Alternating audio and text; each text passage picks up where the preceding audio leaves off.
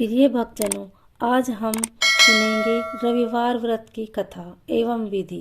सर्व मनोकामनाओं की पूर्ति हेतु रविवार का व्रत श्रेष्ठ है। इस व्रत की विधि इस प्रकार है। प्रातःकाल स्नान आदि से निर्वृत्त हो स्वच्छ वस्त्र धारण करे, शांत चित्त होकर परमात्मा का स्मरण करे। भोजन एक समय से अधिक नहीं करना चाहिए। भोजन तथा फलाहार सूर्य के प्रकाश रहते ही कर लेना उचित है। यदि निराहार रहने पर सूर्य छिप जाए तो दूसरे दिन सूर्य उदय हो जाने पर अर्घ देवें, बाद में भोजन करें। व्रत के अंत में व्रत कथा सुननी चाहिए। व्रत के दिन नमकीन तेल युक्त भोजन कदापि ग्रहण न करें। इस व्रत के करने से मान सम्मान बढ़ता है और सारी पीड़ाएं दूर होती हैं। अब मैं आपको रविवार कथा सुनाती हूँ। कथा। एक बुढ़िया थी। उसका नियम था, वह प्रति रविवार को सवेरे ही स्नान आदि कर घर को गोबर से लीप कर फिर भोजन तैयार कर भगवान को भोग लगाकर स्वयं भोजन करती थी। ऐसा व्रत करने से उसका घर अनेक प्रकार के धन धान्य से पूर्ण था। श्री हरि की कृपा से घर में किसी प्रकार का विघ्न या दुख नहीं था। सब प्रकार से घर में आनंद रहता था। इस तरह कुछ दिन बीत जाने पर उसकी एक पड़ोसन, जिसकी गाय का गोबर वह बुढ़िया लाया करती थी, विचार करने लगी कि यह वृद्धा सर्वदा मेरी गाय का गोबर ले जाती है, इसलिए अपनी गाय को घर के भीतर बांधने लग गई। बुढ़िया को गोबर न मिलने से रविवार के दिन अपने घर को न लीप सकी, इसलिए उसने न तो भोजन बनाया न भगवान को भोग लगाया तथा स्वयं भी उसने भोजन नहीं किया। इस प्रकार उसने निराहार व्रत किया। रात्रि हो गई और वह भूखी सो गई।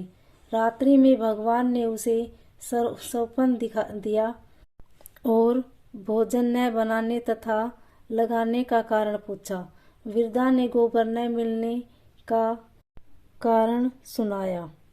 तब भगवान ने कहा कि माता, हम तुमको ऐसी गाय देते हैं जिससे सभी इच्छाएं पूर्ण होती है, क्योंकि तुम हमेशा रविवार को गाय के गोबर से लिपकर भोजन बनाकर मेरा भोग लगाकर खुद भोजन करती हो। इससे मैं खुश होकर तुमको वरदान देता हूँ। निर्धन को धन और बांझ स्त्रियों को पुत्र देकर दुखों को दूर करता हूँ तथा अंत समय में मोक्ष देता हूँ।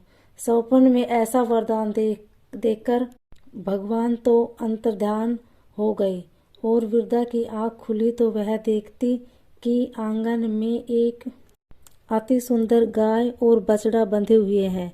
वह गाय के बछड़े को देखकर अति प्रसन्न हुई और उसको घर के बाहर बांध दिया और वही खाने को चारा डाल दिया।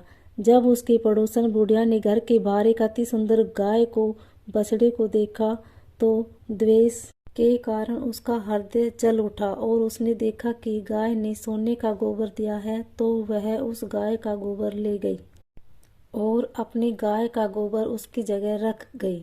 यह नित्य प्रति ऐसा ही करती रहती और सीधी सादी बुढ़िया को उसकी खबर नहीं होने दी।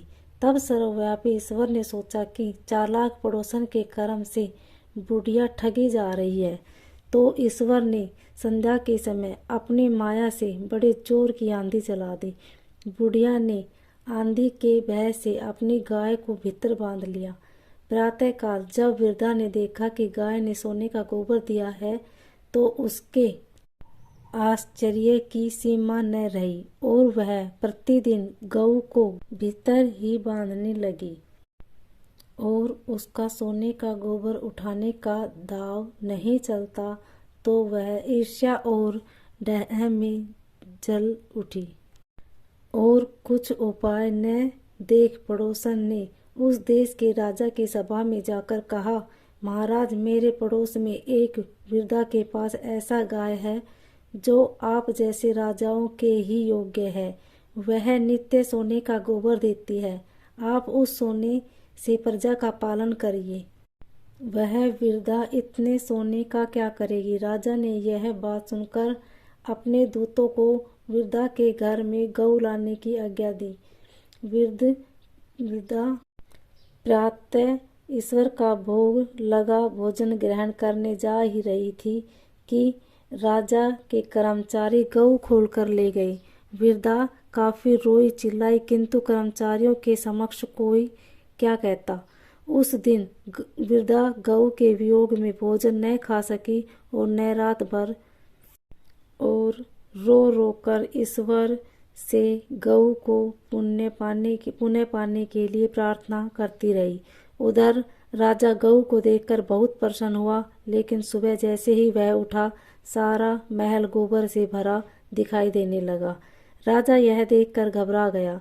भगवान ने रात्रि में राजा के स्वप्न में कहा कि हे राजन, गाय वृद्धा को लौटाने में ही तेरा भला है। उसके रविवार के व्रत से प्रसन्न होकर मैंने उसे गाय दी थी।